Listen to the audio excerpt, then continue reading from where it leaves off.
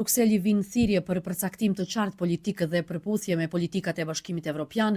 Në Beograd po zhvillohen ngjarje që theksojnë afrimin me Rusin, Kinën dhe vendet e BRICS-it.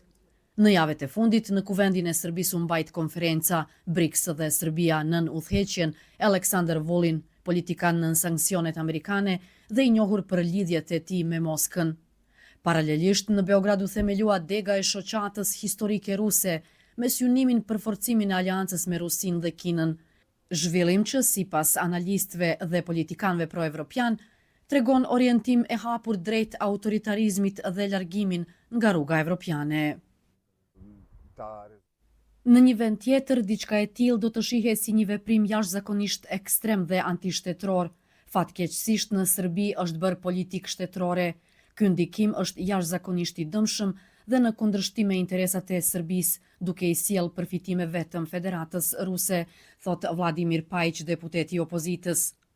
Se zërat pro-ruse janë sot ndër më të fuqishmit në Serbi, thekson edhe Zoran Vuletić, kryetari i Forumit Demokratik Qytetar.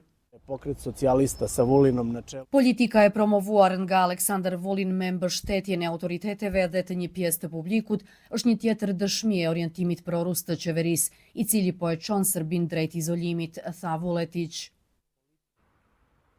Brukseli kërkon nga Serbia hapa konkret drejt integrimit evropian. Gjatë vizitës në Beograd, presidentja e Komisionit Evropian Ursula von der Leyen theksoi se BE-ja pret përputhje më të madhe me politikën e jashtme evropiane dhe vendosjen e sanksioneve ndaj Rusisë. Derisa mesazhi është i qartë që BE-ja dëshiron Serbin si partner të besueshëm, pyetja është a mund Serbia të jetë e tillë ndërsa forcon lidhjet me Rusinë.